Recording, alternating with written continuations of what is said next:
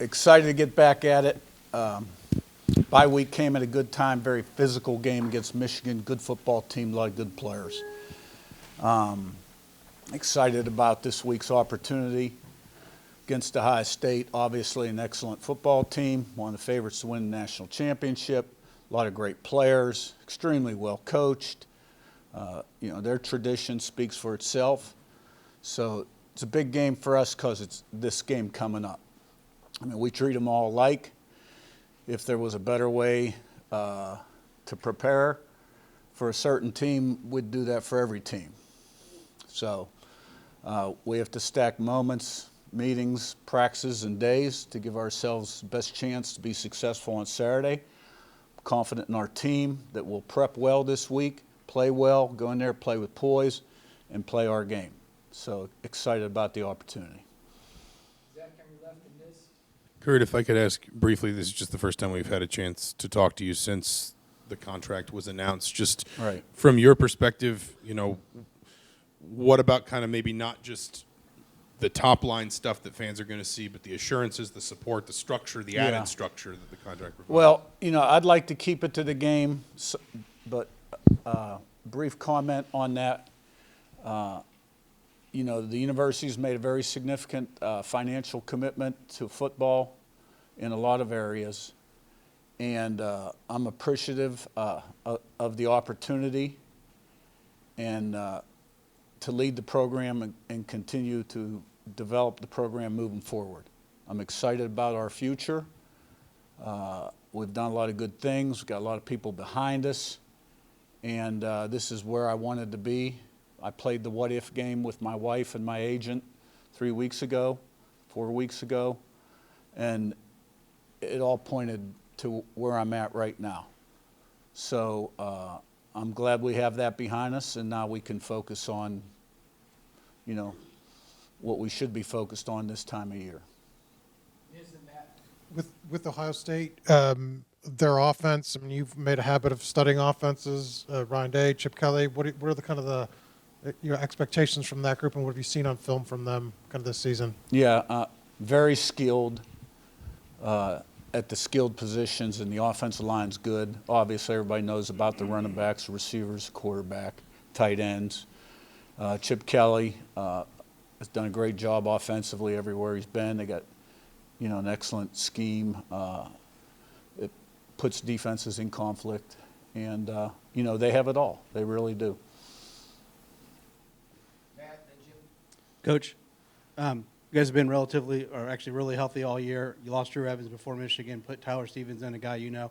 What do you think of his performance and just the offensive line in general? It seemed like the second half might have been the first time they really kind of struggled all year. What were your thoughts on how they played? Yeah. I thought Tyler did a good job. Proud of him going in and playing the way he did. Second half, we did not play well offensively. Aside from FIU, the last quarter and a half, that came, I give Michigan credit. They got a lot of good players on defense. They bowed up. We didn't make the plays we normally made when we had the opportunity to make them.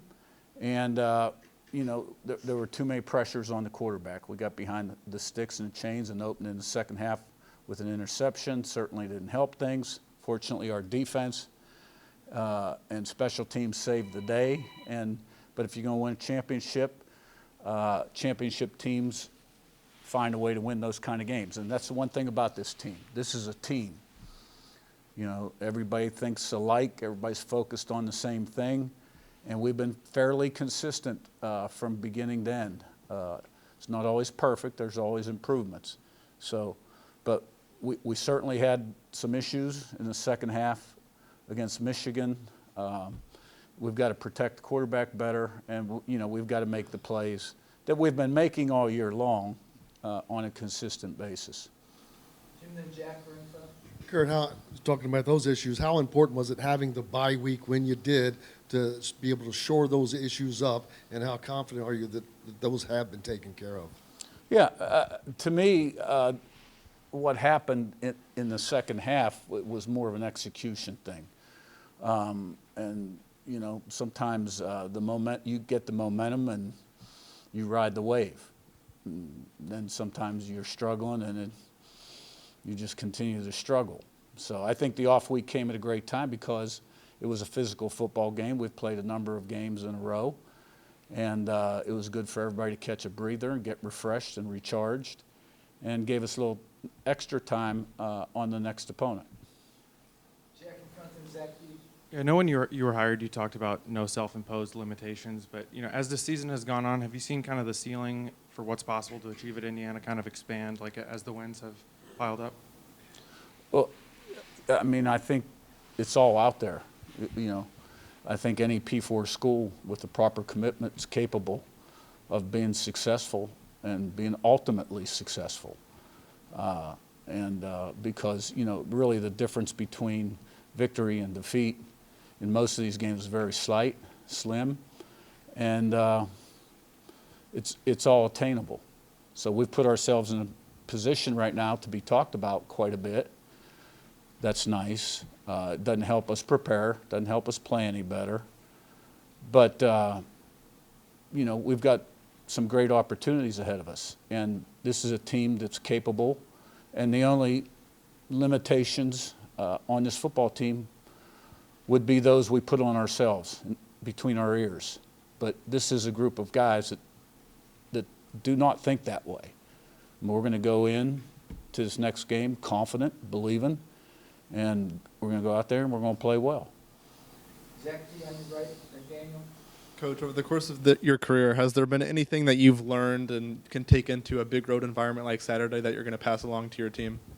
Well, I've been in a lot of those. I mean, I started this off at a young age. I was 23 full-time in Southwest Conference playing Texas A&M, out of conference LSU, been in those games. Last time I was in this particular stadium, I would have been NC State, triple overtime. We fell about 6 inches short at the goal line, and that was 2002, I think, 38-31, I believe. Had a good football team. They had a good football team. Phillip Rivers had a big day, and we came storming back and had an opportunity to win, but didn't get it done. We've had a number of nice road wins, obviously. I mean, look, we got a group of guys and coaches that have won 24 out of their last 25 games. So we don't have a confidence problem. I look at maybe one time at Elon, we had a really good football team. We're 4-1, had lost to an FBS team, went to JMU. They'd won about 25 in a row at home. Somehow we're 38-point underdogs. I have no idea how. And, we walked out of there with a win. So, it's a football game, one play at a time, got to execute. Whoever plays the best wins. Daniel in second.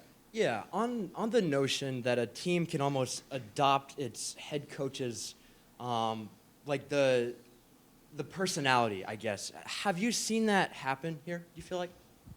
I think we have a confident team that believes and takes care of business. They prep well, they're detailed, they play fairly consistently to a standard, not circumstances of the game, and that's what we preach. And I've heard that comment that they have, and I guess that's a good thing. Second Pete. I know you talked about the bye week in terms of being able to clean some things up from past games. So I guess health-wise, how big is it to get a bye week this late in the season to kind of get some guys some extra rest? And I know Miles Price went out in the Michigan game. I'm wondering if there's any update there. Yeah. We'll be at full strength for the game.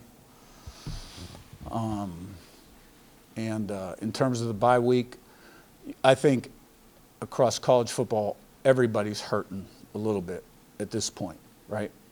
Even when you're playing every play in the game, you've got something. So I think the bye week came at a really good time to kind of get refreshed and recharged.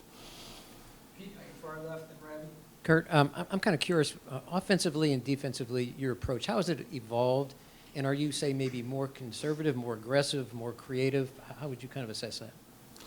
Yeah, I guess that's a good question. Offensively, I got out from under center around 2000, about my 5th year as a head coach at the Division II level. And I've definitely become more aggressive in attacking. I think as a young coach, sometimes in big games, I was a little conservative at times. And so we attack, you know, that's just what we do. And I think defensively, you know, we've always played good defense for the most part. And our schemes have evolved depending on who's running the defense. And I think Brian Haynes has done a tremendous job, you know, with our defense here. We're playing really good defense right now and have all season long. And but we attack there too. You know, we're normally in the top 5 in the country in TFLs, sacks against the run. You know, our guys may line up a little differently play to play, and we may have a few different looks than we did the year before, but we attack. Ravi, your left and Joe. Yeah, Coach, I wanted to ask about your offensive line. They've been graded really well for most of the season, PFF and other people who do that. What is your thoughts on how well your line has played, and what are the keys to them playing as well as they have so far this season? Yeah, I think those guys have really been very consistent all year long.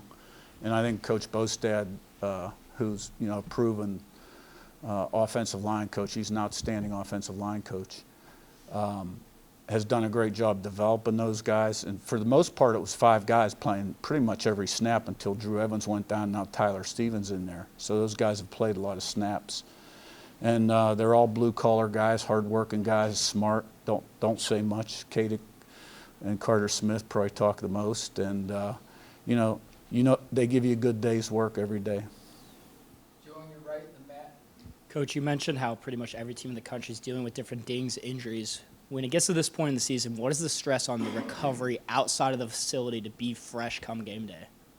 Well, it's important that you get your rest, you eat right, and especially in an off week, you got a chance to catch up a little bit. So it's critically important because it all works together, what you do inside the building and outside the building.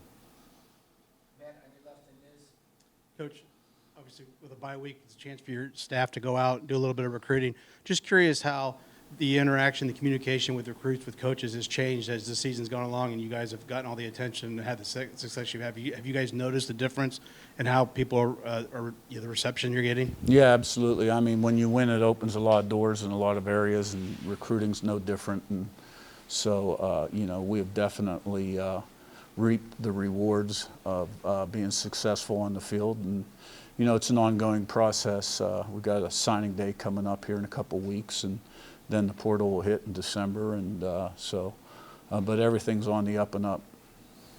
All right, Niz, last one. You mentioned the defense and Brian Haynes, and you know, you pressured, I think, 60% of Michigan on their dropbacks. Have you noticed that, you know, I know it's a new defense, but I mean, the core of it's from JMU, and having that core and having Brian Haynes together has been able to unlock kind of this next level, that experience that they had all together has sort of been where, you know, you're bearing the fruits of that now? No, there's no doubt about it. I mean, that whole JMU crew that came over really facilitated the culture change here, and they're all major contributors for the most part, you know, between the white lines. And on defense, you got some real key guys playing at a high level. And, you know, I think that familiarity with the program, the defense, the offense, the special teams has been extremely beneficial. All right, thanks, Coach. Thank you.